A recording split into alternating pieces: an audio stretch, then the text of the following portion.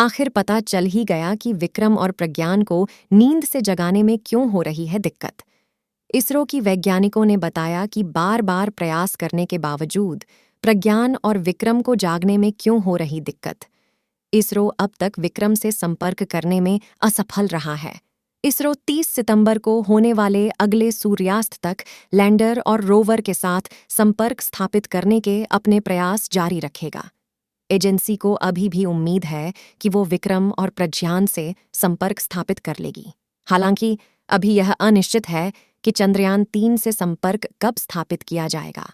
भारतीय अंतरिक्ष अनुसंधान संगठन यानी इसरो के वैज्ञानिक कई दिन से चंद्रयान-3 के लैंडर विक्रम और रोवर प्रज्ञान को जगाने यानी फिर से सक्रिय करने की पूरी कोशिश कर रहे हैं।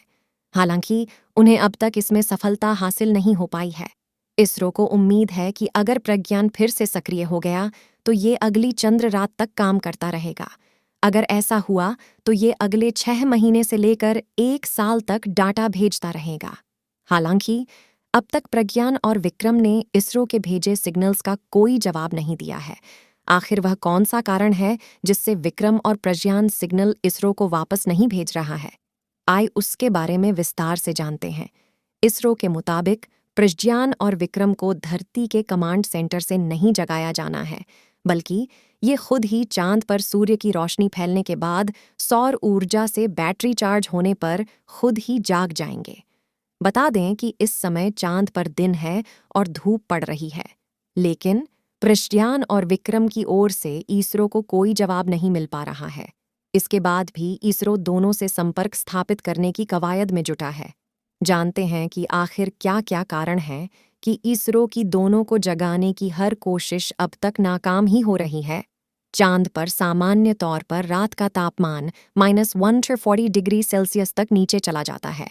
वहीं दक्षिण ध्रुवीय इलाके में चंद्र रात का तापमान -210 डिग्री सेल्सियस से भी ज्यादा तक गिर जाता है। इस भीषण सर्द मौसम में बैटरियों के साथ दूसरे पेलोड्स का बचना करीब-करीब नामुमकिन है। हालांकि विशेषज्ञ उम्मीद कर रहे हैं कि इसरो ने प्रज्ञान और विक्रम को डिजाइन करते समय इस बात का ख्याल जरूर रखा होगा। चांद पर मौजूद विकिरण किसी भी उपकरण या इलेक्ट्रॉनिक डिवाइस के लिए नुकसानदायक साबित हो सकता है। इसरो ने बताया था कि चांद पर विकिरण का स्तर काफी ज्यादा है। हालांकि ऐसे हालात के लिए पर्याप्त परीक्षण किए गए हैं। वहीं चांद पर सूर्योदय के बाद सौर ताप उपकरणों और चार्जर बैटरियों को भी गर्म कर देगा। अगर ऐसा हो पाता है तो सिस्टम फिर से चालू हो जाएगा। अगर ऐसा हुआ तो हम अगले 14 दिन तक घूमकर चंद्रमा के दक्षिणी ध्रुव के पास चंद्रमा से ज्यादा डेटा हासिल कर पाएंगे।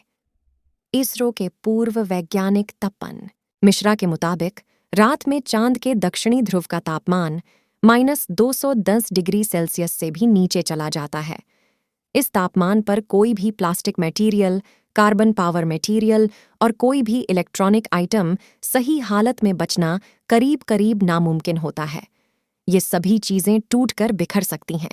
अगर ऐसे सर्द मौसम में भी प्रज्ञान और विक्रम सक्रिय हो जाते हैं तो ये चमत्कार से कम नहीं होगा।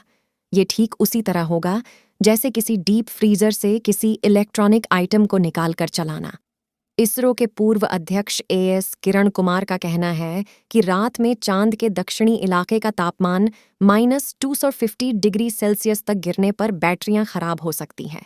इसके बाद चांद पर सूर्य के निकलने पर इनका फिर से चार्ज होना नामुमकिन हो जाएगा।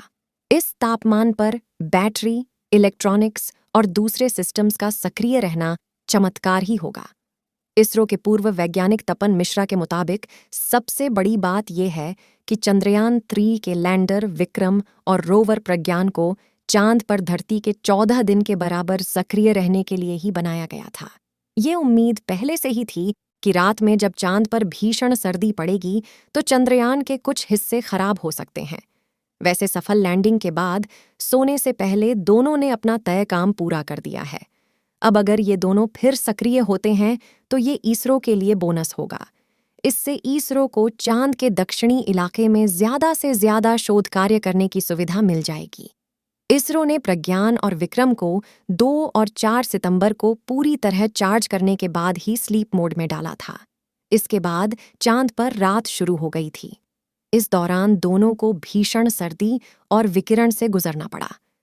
धरती के समय के मुताबिक 20 सितंबर की शाम से चांद के दक्षिणी इलाके में सूर्योदय शुरू हुआ और इसरो ने दोनों से संपर्क की कोशिशें शुरू कर दीं। अगर इसरो दोनों जगाने में सफल नहीं हो पाता है तो दोनों चांद पर भारत के एम्बेसडर के तौर पर हमेशा के लिए रह जाएंगे।